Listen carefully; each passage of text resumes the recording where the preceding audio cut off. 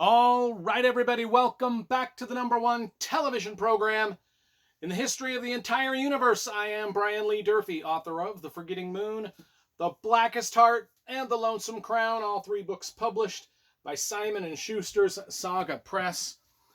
About a week or two ago, I counted down my top 10 forgotten fantasy series of all time. Well, today, folks, we're going to be counting down my top 10 forgotten science fiction series of all time. Now, with my fantasy series, most of the books that I showed you and the series that I showed you were from the 70s and 80s and 1990s. That's kind of going to be similar with the books that I show you for the science fiction forgotten list. Some of them might creep into the 2000s, but we'll see. We'll see. We've got a great list of 10 series that have been forgotten over the course of time. And before we start, I've always got some honorable mentions. So before we get to the top 10, let's list some of the honorable mentions. And these are a little questionable. I don't know if these have been forgotten so much as, well, they've kind of been forgotten. And they're kind of these classic old novels like the Edgar Rice Burroughs, John Carter of Mars series. That doesn't get talked about a whole lot. I mean, there's 11 books in that series. And then, Isaac Asimov's, his Foundation trilogy still gets a lot of love. I don't know if his Robot series of, God, there's probably 7 or 8 books in the Robot series. I think that one kind of gets forgotten a lot, whereas Foundation gets mentioned a lot. So these are 2 honorable mentions. Classic science fiction writers, we'll give them honorable mentions as forgotten. This is more of a newer writer, and I think a couple of her series are kind of a little bit forgotten. Her Vata War series, Elizabeth Moon's Vata War series of like 6 novels, and then her Cyrano series of another 6 novels. These are 2 military-esque science fiction space opera series that Elizabeth Moon wrote. And I think she started both of these in maybe the 90s, and they kind of continued on into the 2000s.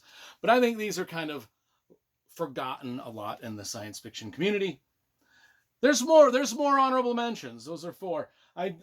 C.J. Cherryh is one of my favorite authors of all time, and I think many of her science fiction series have been forgotten throughout the sands of time. And her Down Below Station series, it won the Hugo Award, but there was about 4 or 5 other novels that followed the Down Below Station in the series, and I think it's been forgotten, so we will give C.J. Cherryh a nod in the honorable mention category.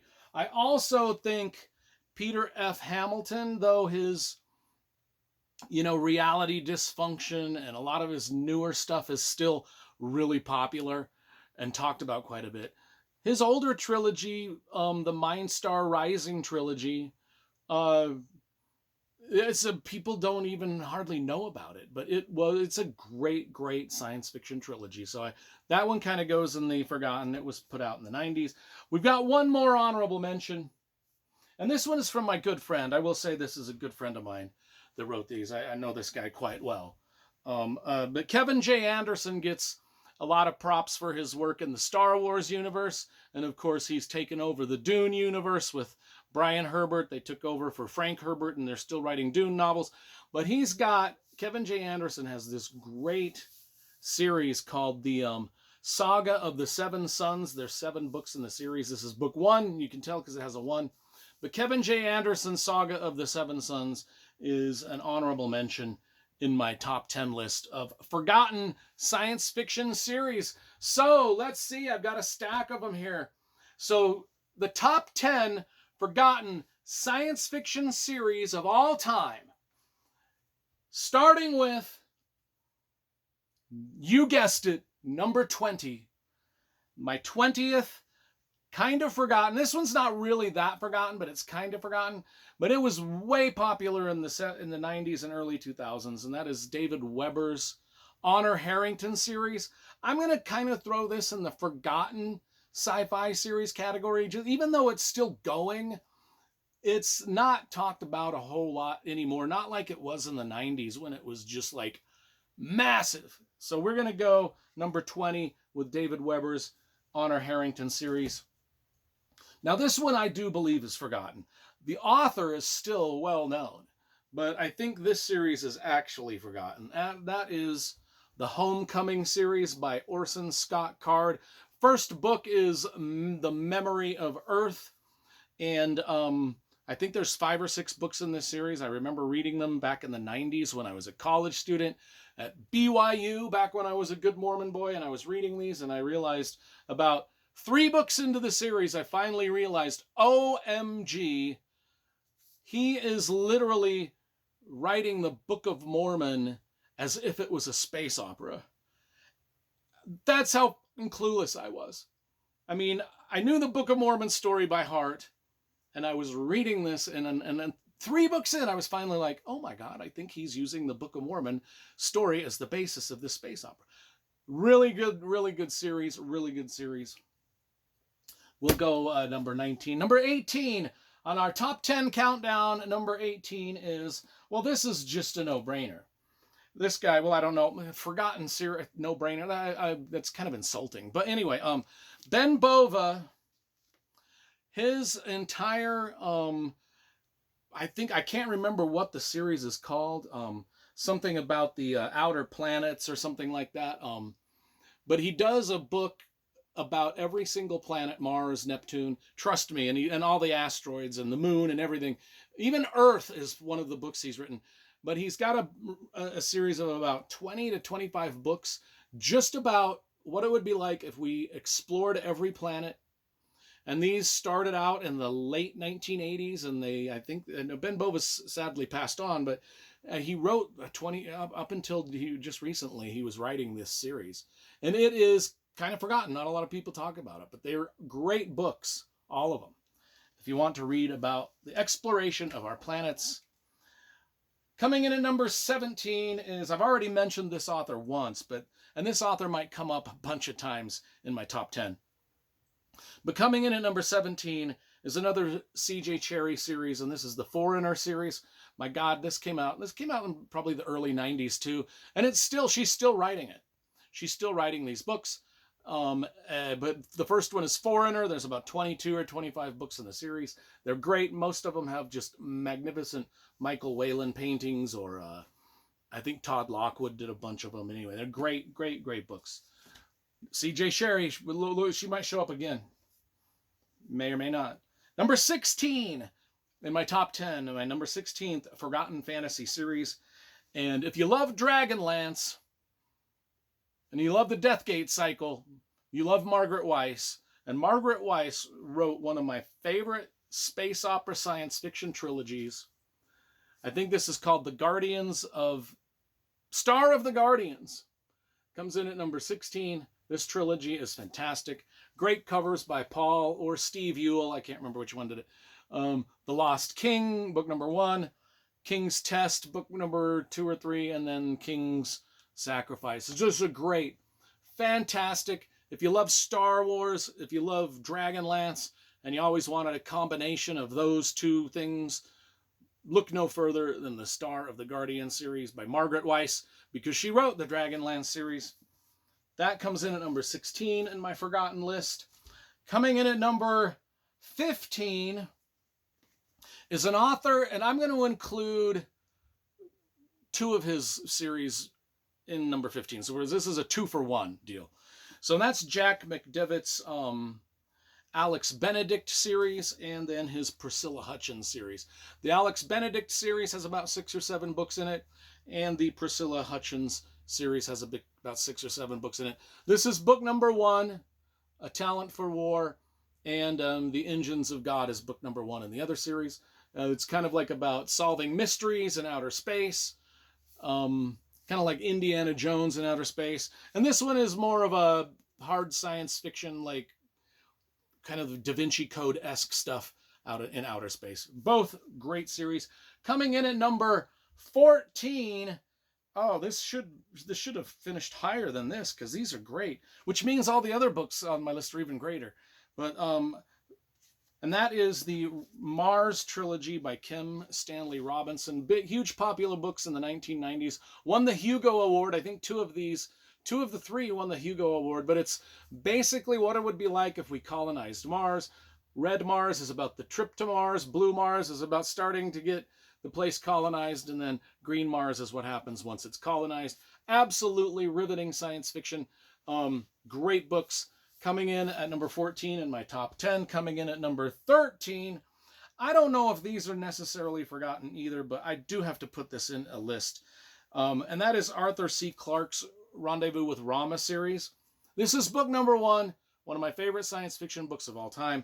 But there were also 3 other books written in the series, but they were kind of co-authored by Gentry Lee. So we've got Rendezvous with Rama, Rama 2, Gardens of Rama, and Rama Revealed. All great science fiction books. Forgotten. I don't know if this one's forgotten about, but I kind of think the 3 follow-up books are a little bit forgotten about, but they will finish at number 13, coming in at number 12. Oh my gosh, this is a great series. Another Daw book series. There's a bunch of Daw books coming up. Number 12 is the Duran series by Kate Elliott of 4 books. These are just superb science fiction novels. Great covers by Jim Burns. This is book number 1, Duran. His Conquering Sword. An Earthly Crown and the Law of Belonging. What are these about? They're kind of like a primitive Middle Eastern society that's on a planet that kind of gets discovered and colonized and whatnot. That's kind of what that's about. Coming in at number 11, some more Daw books. Some more great Daw books. My stack of things is going to fall. I'm going to have to... We'll edit this part out. Anyway, so coming in at number 11 is C.F. Friedman's duology, In Conquest Born and The Wildling. These are just...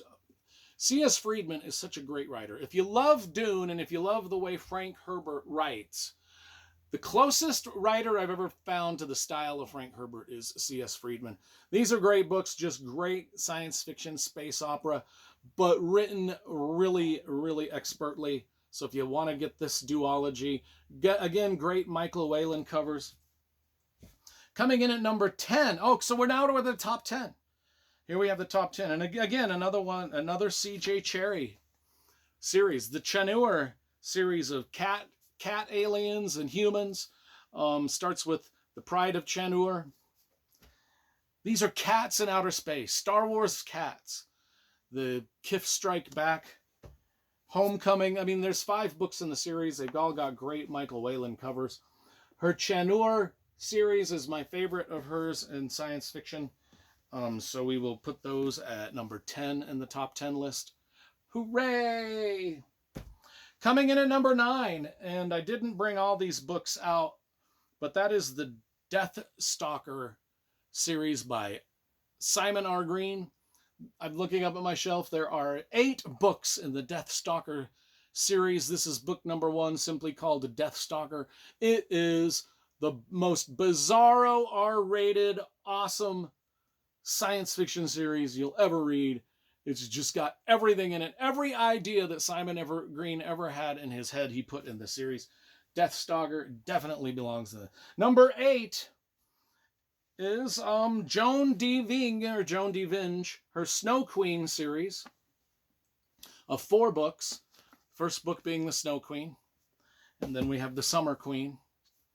And then we have World's End and Tangled Up in Blue. All of them with great covers. All of them, again, great space opera-esque science fiction. And these books won the Hugo Award too. So they're award-winning novels.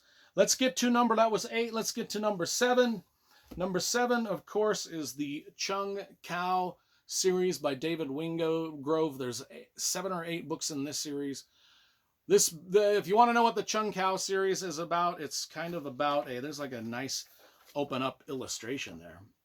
It's about our future and these big cities that are built on top of each continent, and we are being ruled by the Chinese, and it's absolutely fabulous. Again, more great space opera science fiction with Chung Kao. Speaking of dark space opera, my number 6th forgotten science fiction series is Stephen R. Donaldson's The Gap Cycle. This is book number 1, The Real Story. There are 5 books in the series. This is the shortest one. Most of the other ones are about 1,000 pages each, but the opening book is a pretty short novel. If you like your science fiction, very grim, dark, this is the grimmest and darkest of science fiction. Stephen Donaldson's Gap Cycle. That is a forgotten series. Coming in at number 5 is Kathleen O'Neill Gear's Light series. I think it starts, The Redemption of Light is number 1. Again, a space opera. All of these are going to be described as space opera. There's space opera of adventure, very good writing. That's The Redemption of Light, The Treasure of Light, and The Abyss of Light. No, this was book number 1. The Abyss of Light, Treasure of Light, and then book number 3 was The Redemption of Light. And they're all in the trilogy. That's fantastic stuff. Fantastic stuff. Coming in at number 4, we're getting down to it, is Larry Niven, that's not it. Larry Niven's The Integral Trees and the Smoke Ring, a duology of science fiction wonderment. I mean, his Ringworld saga, I don't think that's forgotten. People still talk about that a lot. But the Integral Trees saga and the Smoke Ring, this duology doesn't get a lot of love. And look at those gorgeous Michael Whelan covers. I don't even know how to describe these books. I read both of them and did reviews on the channel, so if you want to find the book reviews, you know how to find them. Okay, now these books are amazing. The number 3 forgotten series is actually amazing. And that is Gene Wolfe's Book of the Long Sun, Gene Wolfe. And it starts with Exodus from the Long Sun, Call Day of the Long Sun. This is book number 3rd volume. Call Day, I don't have them in order here. The Lake of the Long Sun, and The Night Side of the Long Sun. I don't remember which one. I think this one might be number 1. No, this was the number 2. Fuck it. Trust me, there's 4 of them. And if you know Gene Wolfe and his writing, you know it's going to be great. Gene Wolfe didn't just do The Shadow of the Torturer and that series, which is wildly popular. He also wrote this fantastic science fiction series. It's kind of about like a generation ship that's floating. I mean, it's just absolutely delightful and well written and intriguing. And look at the covers. This is a great looking series when you get it on the shelf. And all the covers are fantastic. Look at these covers, they're gorgeous. Just beautiful books to have in your collection. That's all I'm going to really say about it. I can't really describe anything Gene Wolfe writes in just a short sentence. So we'll just trust me, they're dope. Okay, number 2. My number 2 forgotten science fiction series of all time. And I'm going to cheat. This is another 2 for 1 because I couldn't decide which one came in at number 2. But this is one of my favorite science fiction authors of all time. And he's written 2 of my favorite trilogies. So I'm going to hold them up. The first trilogy that he wrote that I love is the Spider trilogy, beginning with Warriors of Spider. And this is W. Michael Gear, the husband of Kathleen O'Neill Gear. And I held up some of her books earlier. So we got The Warrior of Spider, The Way of Spider, and Web of Spider. Those are the first trilogy that I want to tell you about. He also wrote this other trilogy, which might even be better, and it begins with Requiem for the Conqueror. This is the Forbidden Borders, Book 1. Forbidden Borders, Book 2 is Relic of Empire, and then Countermeasures. And this is the trilogy.